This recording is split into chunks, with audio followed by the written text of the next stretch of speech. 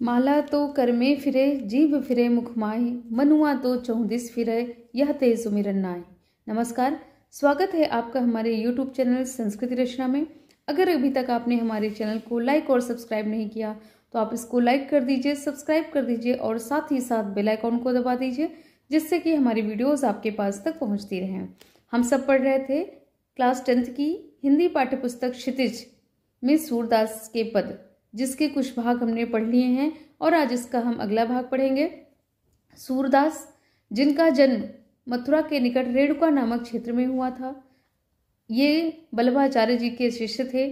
भक्ति काल के कवियों में इनका नाम सर्वोपरि है और ये वात्सल्य रस और श्रृंगार रस इनकी रचनाओं में परिलक्षित होता है, या ये कह सकते हैं कि ये वात्सल्य और श्रृंगार रस के कर्णधार माने जाते हैं।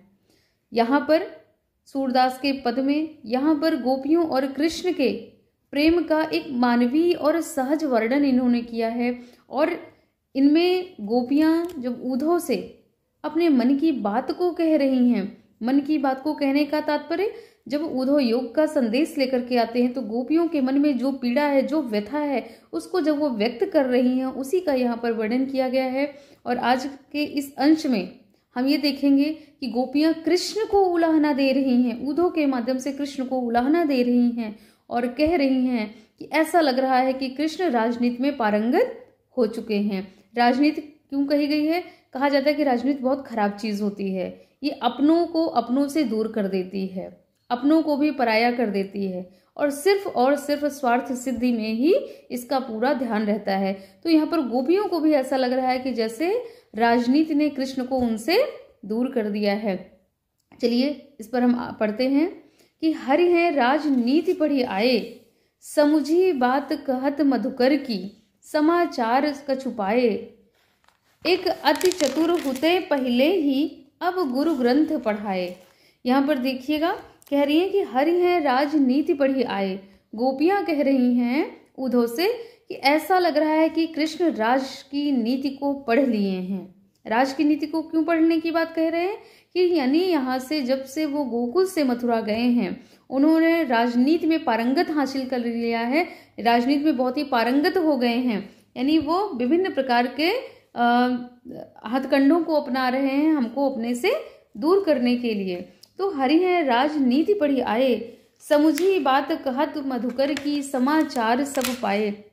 यहाँ पर गोपियां ही कह रही हैं कि कृष्ण तो राजनीतिज्ञ हो गए हैं, पूरी तरह से वो राजनीति, ऐसा लग रहा है कि वो पूरी तरह से राजनीतिज्ञ हो गए हैं और राजनीति को पढ़ आए हैं। और स्वयं ना आकर के समुझी बात कहत मधुकर की, समाचार कछु पाए।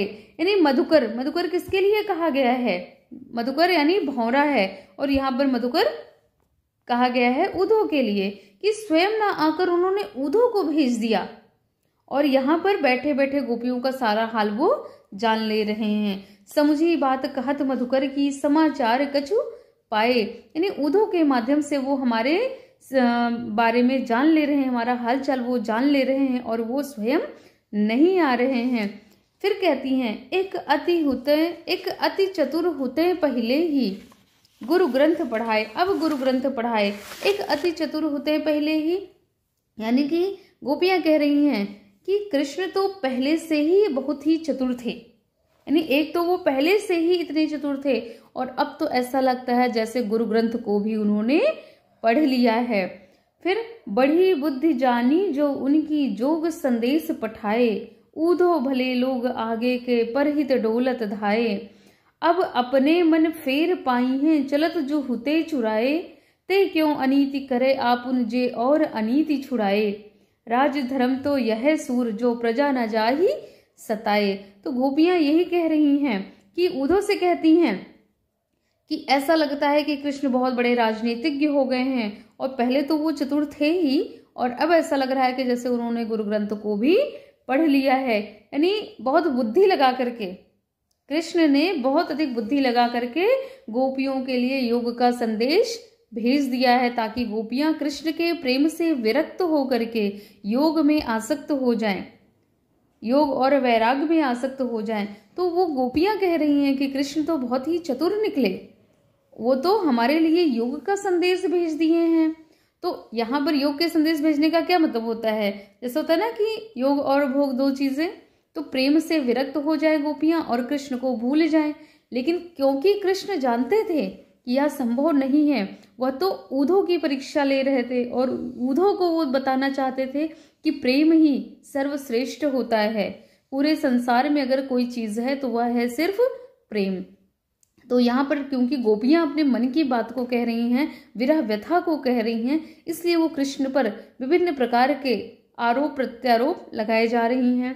तो कह रही हैं कि बड़ी बुद्धि जानी जो उनकी योग संदेश पढ़ाए, यानी योग संदेश जो उन्होंने पठाया यानी भेजा है, ऐसा लग रहा है कि उनकी बुद्धि बहुत अधिक बढ़ गई है। बहुत चतुरता से उन्होंने योग का संदेश हमारे लिए भिजवा दिया है। ऊधो भले लोग आगे के परहित डोलत धाये। तो कहती हैं गोपियां कि हे ऊधो, बड़े लोग आगे के, यानी जो भले लोग हैं, भले लोग आगे के मतलब पहले के, जो पहले के लोग हैं वो बहुत ही भले थे। यानी ऊधो भले लोग आगे के, हे ऊधो जो पहले के लोग थे वो बहुत ही भले थे और जो दूसरों की भलाई के लिए परहित डोलत धाये, यानी जो दूसरों की भलाई के लिए, परहित यानी दूसरों के हित के लिए, डोलत धाये यानी इधर उधर जाते रहते थे, इधर उधर चले आते थे, लोगों की सहायता के लिए चले आते थे, वो पहले के लोग थे। बहुत ही अच्छे लोग थे, भले लोग थे वो पहले के, जो दूसरों के लिए करते थे। अब क्या है? अब अपने मन फेर पाई हैं चलत जो होते चुराए, कि गोपियों को लगता है कि अब कृष्ण ने अपना मन फेर लिया, यानी कहते हैं कि कृष्ण से हमें अपना मन फेर लेना चाहिए, कि अब अपने मन फेर पाई हैं चलत जो होते चुराए। तो कहती हैं कि गोपियों को लगता है कि अब उन्हें कृष्ण से अपना मन फेर लेना चाहिए, अपना मन हटा लेना चाहिए, क्योंकि अब कृष्ण उनसे मिलना नहीं चाहते। अगर कृष्ण उनसे मिलना चाहते तो वो ऊधो को न भेज करके स्वयं आते, क्योंकि गोपियां तो कृष्ण का इंतजार कर रही होती हैं ना, कृष्ण का ही स्मरण कर रही होती हैं, हमेशा कृष्ण की ही प्रतीक्षा कर रही होती हैं। तो वही कह रही हैं कि हम तो उनकी प्रतीक्षा कर रहे थे, हम तो कृष्ण की प्रतीक्षा कर रहे थे, और कृष्ण की प्रतीक्षा करते हुए कृष्ण तो नहीं आए, बल्कि कृष्ण का योग रूपी संदेश हमारे पास आ गया है। तो कह रही हैं ते क्यों अनीति करे आपुन जे और अनीति छुड़ाए। तो गोपियां कह रही हैं, क्या कहती हैं कि कृष्ण उन पर अन्याय कर रहे हैं। ते क्यों अनीति करे आपुन, यानी वो स्वयं अनीति क्यों कर रहे हैं। ते क्यों अनीति करे आपुन, यानी वो आपुन यानी स्वयं, वो स्वयं अनीति क्यों कर रहे हैं। जे और अनीति छुड़ाए, जो दूसरों को अन्याय से छुड़ाते हैं, जो दूसरों को दुख से छुड़ाते हैं, दूसरों के दुख को जो दूर करते हैं, वो स्वयं हमें दुख क्यों दे रहे हैं। जो दूसरों को अन्याय से बचाते हैं वो हमारे लिए अन्याय क्यों कर रहे हैं, हमारे प्रति वो अन्याय क्यों कर रहे हैं। कि राज धर्म तो यह सूर जो प्रजा न जाहि सताए। तो कृष्ण को तो राजधर्म का पालन करना चाहिए, कृष्ण हमारे राजा हैं तो उनको राजधर्म का पालन करना चाहिए। एक राजा का क्या कर्तव्य होता है कि अपने प्रजा का ध्यान देना। तो यही गोपियां कह रही हैं कि राजधर्म तो यह सूरदास जी बताते हैं कि गोपियां कह रही हैं कि राजधर्म तो यही कह रहा है, जो प्रजा न जाहि सताए, जो अपनी प्रजा को कभी भी सताना नहीं चाहिए, अपनी प्रजा को कभी भी ना सताए, वही सच्चा राजा होता है, वही अच्छा राजा होता है। यानी यहाँ पर गोपियां ऊधो को मधुकर कह रही हैं, अर्थात भंवरा कह रही हैं। भंवरा कह करके उन्होंने यहाँ पर संबोधित किया है। और ऊधो के मुख से जो योग का संदेश सुन करके गोपियां बहुत खींच उठी हैं, बहुत परेशान हो गई हैं, और उनके मन की जो कुंठा है वो व्यक्त हो रही है। और गोपियां जो ज्ञान विषय यानी जो ऊधो ज्ञान की बातें उनसे कह रहे हैं, तो गोपियों को ये बहुत ही कष्टदायी लग रही है, गोपियों को ये बहुत ही पीड़ादायी लग रही है। और वो कहती हैं, यानी मधुकर की बात को अच्छी तरह से समझ लिया है। वो कहती हैं कि कृष्ण जो है राजनीति अब पूरी तरह से सीख गए हैं और मधुकर की बात को अच्छी तरह से समझ लिया है, और उनकी जो निराकार निर्गुण की जो चर्चा है उसको सहज ही अनुमान लग जाता है कि कृष्ण ने ऊधो के सानिध्य में रह करके किस प्रकार से प्रेम को पूरी तरह से भुला दिया है और किस प्रकार की वो बातें करने लगे हैं। यानी यहाँ पर मधुकर अर्थात ऊधो का कृष्ण के साथ होने पर ऊधो का प्रभाव कृष्ण पर पड़ गया है, यह गोपियों को पूरी तरह से निश्चित रूप से वो इस चीज को स्वीकार कर रही हैं कि उद्धव का प्रभाव कृष्ण पर पड़ चुका है, और कहती हैं कि उनकी बुद्धि का परिचय इसी से लग जाता है कि उन्होंने स्त्रियों के लिए, यानी जो कृष्ण के लिए प्रेम कर रही हैं, उनके लिए वो योग साधना का उपदेश भेजा हुआ है।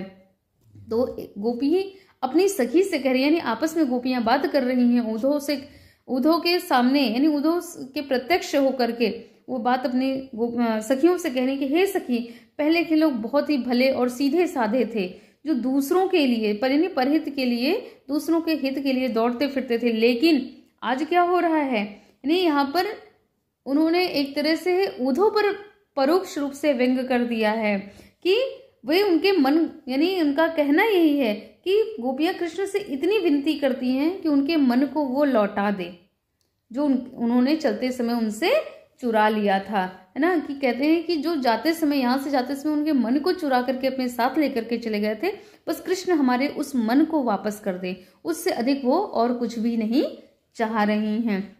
यानी उनके कहने का यही है कि गोपियों के पास तो वो है ही नहीं, जो मन उनके पास नहीं रह गया है जिससे वो योग के संदेश को सुन सकें, क्योंकि वो तो कृष्ण मथुरा जाते समय अपने साथ लेकर के चले गए थे।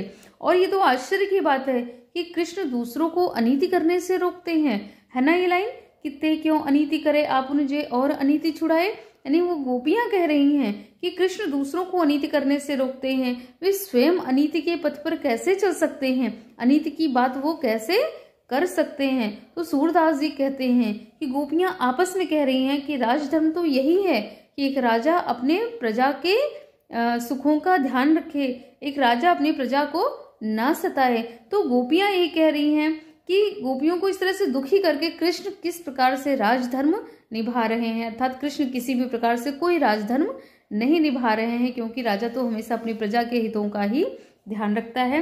तो यहाँ पर देखिए उद्धव के माध्यम से कृष्ण का उपालंब यहाँ पर दिया गया है। यहाँ पर बड़ी बुद्धि और चलत चुराए में अनुप्रास अलंकार है, और यहाँ पे ब्रज भाषा का प्रयोग किया गया है, और इसमें पूरी तरह से ब्रज भाषा का जो माधुर्य है यही यहाँ पर दृष्टिगोचर होता है। संगीतात्मक शैली यहाँ पर प्रयोग की गई है।